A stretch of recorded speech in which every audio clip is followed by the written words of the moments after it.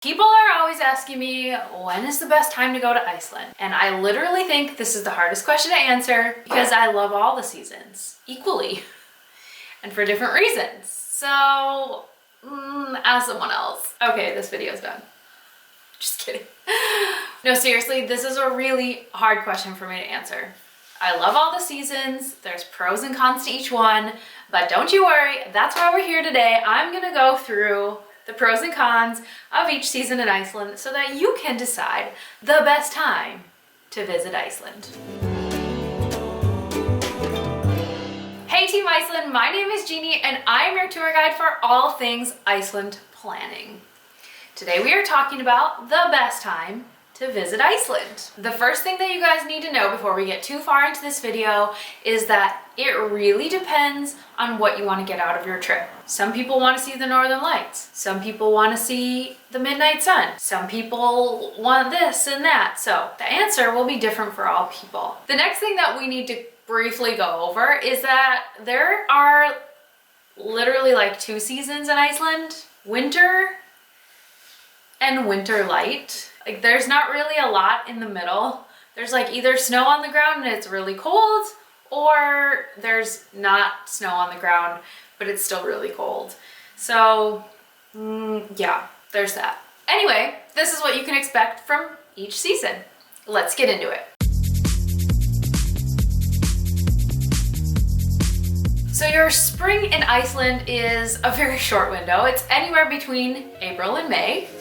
And it might not be the typical spring like you're thinking about with like flowers blooming and those kinds of things, because not a lot of things grow in Iceland, but this is gonna be the time when most of the snow is melted or melting and the temperatures are starting to warm up. A good thing about this time of year is that the daylight hours are increasing. Pros of spring in Iceland is that there are less tourists around. So this is before the big tourist season, which you can expect less people. Also, there's a very slight chance that you might still catch the northern lights.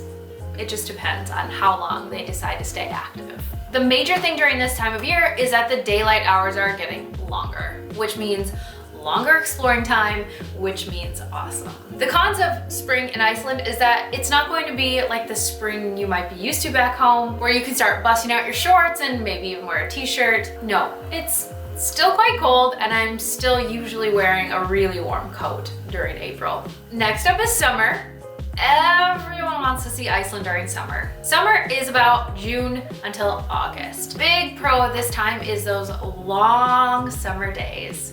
And yes, I'm talking about the midnight sun. The longest day is June 20th, which means that there is literally 24 hours of daylight during that time. Obviously, the weather is a lot better during this time of year, and also everything is beautiful. So the landscapes are green, some of the flowers might still be blooming. It's just a really, really pretty time in Iceland. There's also a lot to do during this time, so there's tons of festivals and activities and concerts and all these kind of things that are going on around Reykjavik and the whole country. Another big bonus to coming in summer is that the access to the Highland roads are opening up. So those F-roads that we talked about, you can finally travel on them starting usually around June. Cons of summer are pretty straightforward. Number one, it's peak tourist season. And so you're gonna see a lot of other travelers traveling around the country. It's gonna be busy at those attractions. Seljalandsfoss, I'm talking to you. Another big downside about summer in Iceland is that the prices are a lot higher. So everything from rental cars to hotels to food, wasn't as expensive enough as it was. Yeah, the prices go up in the summer. I just have to say that again, the summer weather is not really a thing. It never really gets that warm in Iceland. I mean, I'm talking like, I've like taken off my long sleeves, I don't know, like a handful of times that I can remember. Maybe like 3 or 5 times. And that was while I was hiking, the sun was shining in the middle of July. So it still isn't getting that warm. Oh my God, I love autumn in Iceland. I love it so much. So true autumn is really hard to time because the peak colors that everyone would want to see is hard to predict.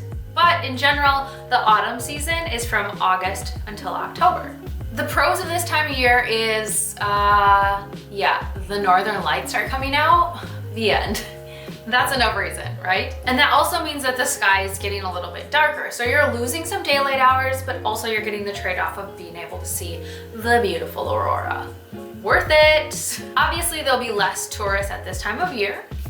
And also the prices are getting a bit lower as well, so yay. The con of autumn in Iceland is that the weather is not very good. It's really unpredictable, and you could be expecting things like high winds, really, really rainy. I'm talking really rainy. This is probably the rainiest season, I think. Starting to get cooler and possibly snow. You never know. You just never know. Winter in Iceland. I personally love winter in Iceland so much, and you guys already know this, but so winter is running from October up until March. I told you this is a long season.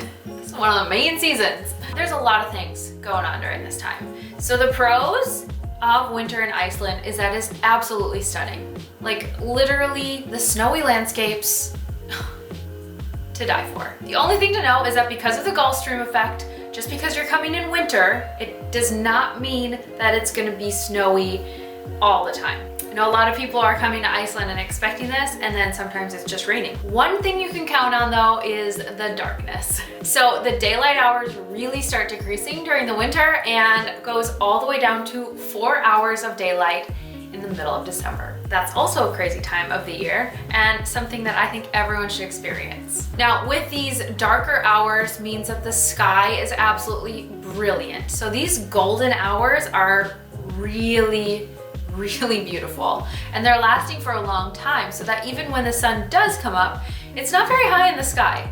And this is generally casting this really calm, beautiful glow over the landscape. Some major pros of this time of the year: northern lights, ice cave tours, frozen waterfalls, all of those things are so beautiful. Also, you have things like Christmas and New Year's, which is an amazing time to be visiting Iceland. So the limited daylight hours means limited exploring time. So this is such a big bummer because a lot of people will want to cram a lot of things into their itinerary, but if you're coming and there's not a lot of daylight hours, it's just not possible. Obviously, it's cold, and the weather is making travel really, really difficult. So road closures, huge storms, and a lot of things that you have to be prepared for and have a plan B for as well. Another con of coming in the winter is that the beautiful areas of the highlands and all those F-roads and hard to get to places are completely closed off. It all comes down to, it doesn't matter what time of year you choose to come to Iceland, it's gonna be amazing. I promise. I promise. There is always plenty of beautiful nature to see any time of year.